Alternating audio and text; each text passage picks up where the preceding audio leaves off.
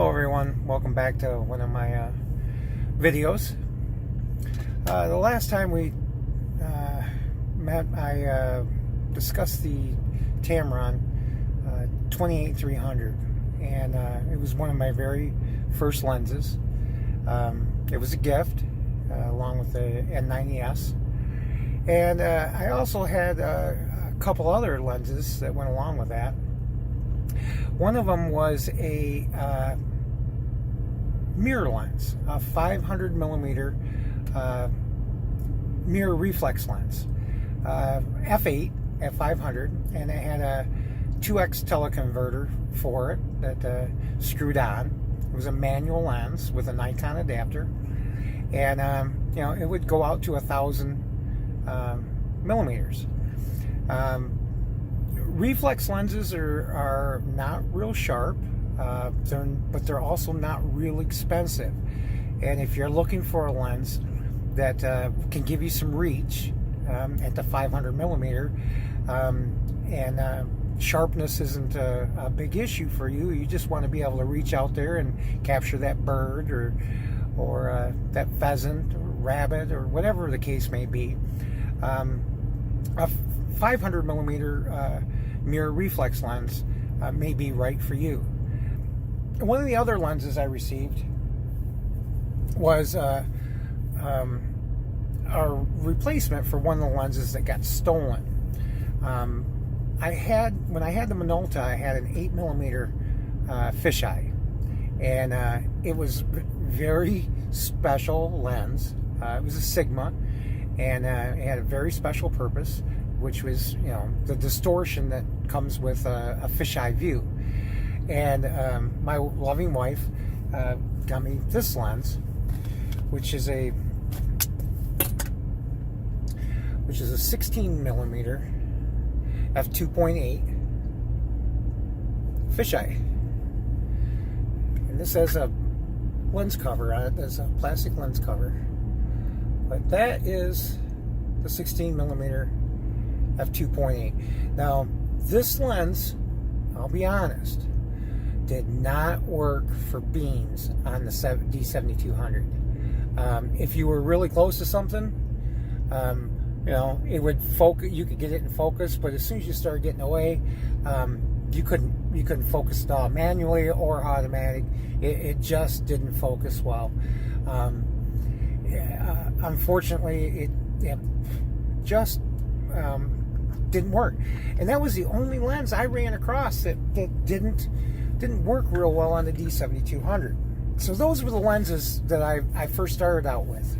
So I had the 28-300, which took me from a wide to a telephoto at 300. I had the 16 millimeter fisheye, which gave me more creativity. I could do some unique images, and then I had the 500 mirror. After I started getting more and more into taking photography, taking pictures, I started expanding my gear. One of the things that I first bought was a $14, well, I don't know if it was 14, it could have been $12, $14 basic aluminum tripod. So I'm sitting in a camera that I paid almost $1,000 for, maybe over $1,000 for, and a lens, whichever one of the lenses I happen to have on it, on a $14 tripod. Not real smart. But I was like, you know, it's a tripod. You know, it shouldn't really matter as long as the thing doesn't break. You know, it should be all right. Well, I was filming taking some pictures at the Falls River, and just a slight breeze came up. I didn't have the tripod standing way up. It was down low. I was taking pictures across the ground, but it tipped the tripod over. Luckily, I was right there, and I was able to, you know, grab the camera before it hit the ground. But boy, my heart was just pounding through my chest, because the lens that I had on there was my 105 macro.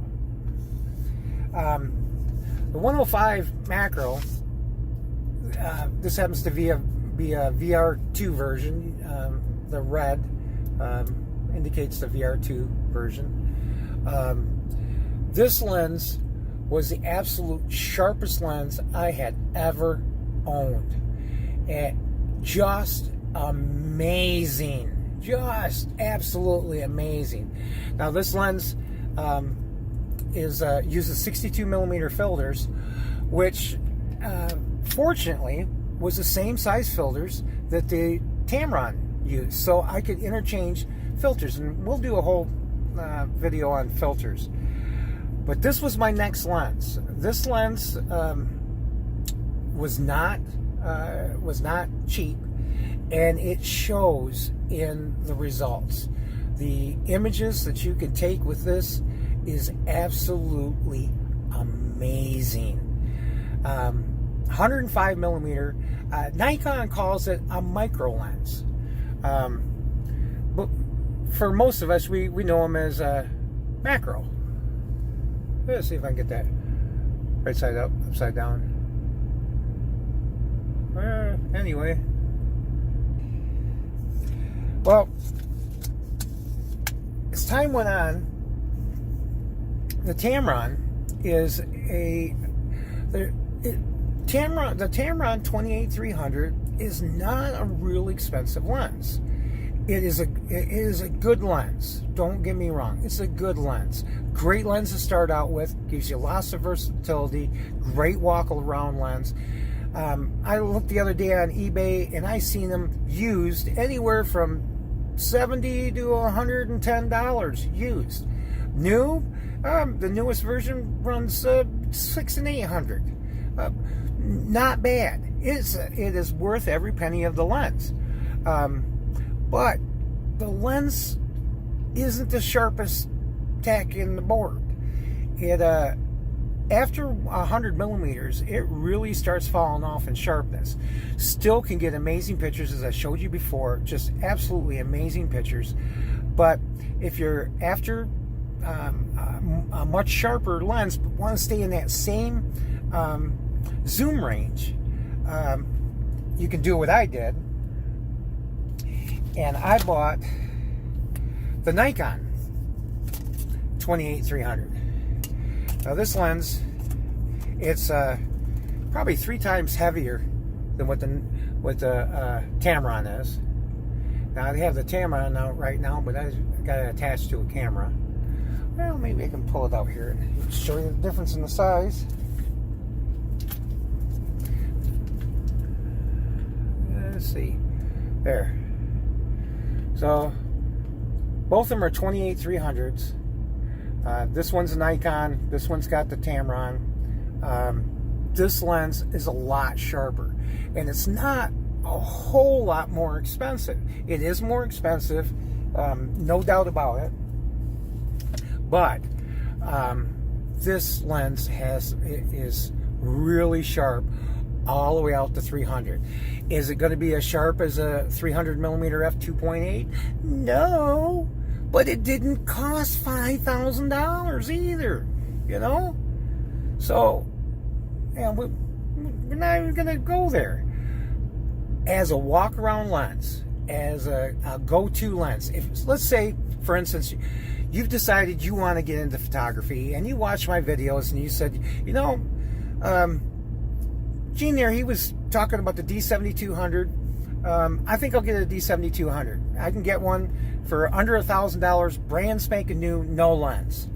What lens should I put on it to start out? I'm all new to this and everything. Go out and get the 28-300 Tamron. Save some money. Unless you got the money to spend. If you got the money to spend, buy this lens. Now, there's a kit lens that you can get that's inexpensive, but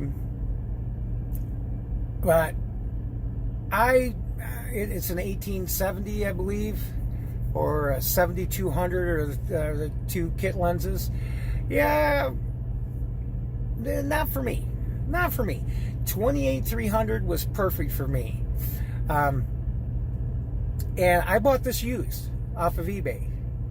I didn't buy it brand new. I bought new used off of eBay. It met my expectations. This lens was an excellent purchase.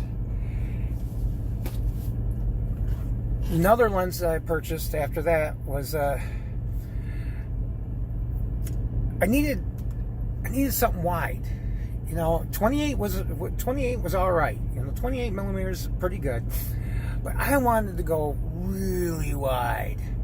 And one of the things about ultra-wide lenses is, yeah, you can go really wide, but when you go really wide, things get really tiny. You lose a lot of detail. So in landscape photography, if you're not close to the subject and you're taking a picture of you're standing there and you're looking at some beautiful mountains, and then you put your ultra-wide lens on and you take the picture and you go home and you look at the picture and you're like, the mountains are like this big. I can barely see the mountains in the background. That's because you use an ultra-wide. If you want those mountains to be as majestic as what you've seen, use a telephoto. Bring them in, compress that foreground down, and bring them in. Make them look as big as they felt. But this lens, I've taken some amazing sunrises and sunsets with. Now, this is a very special lens, and it is not cheap. Unfortunately, they haven't changed it too much. It comes with this fake rubber or fake leather cover, but the lens is really unique.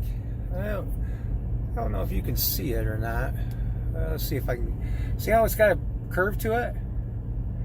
Yeah, this thing is really, really wide, and this takes absolutely amazing photographs. You're in a small space and you want to take it all in a small space. This is the lens. 14 millimeter f2.8 Nikon ultra wide. Amazing lens. I'm going to end it here because these get too long, and then they take half a day to upload. And so I want to thank you very much for watching. We're going to continue going through the equipment. And by the way, back on the tripod, don't get the $14 tripod. Spend a little bit more money. We'll talk about that later. Down here in the comments, I'll leave a link to Gene Sly Originals on Facebook. Go out and check out some of the images. And also, don't be afraid to share this with your friends. Like and comment, and we'll see you again soon. Thank you.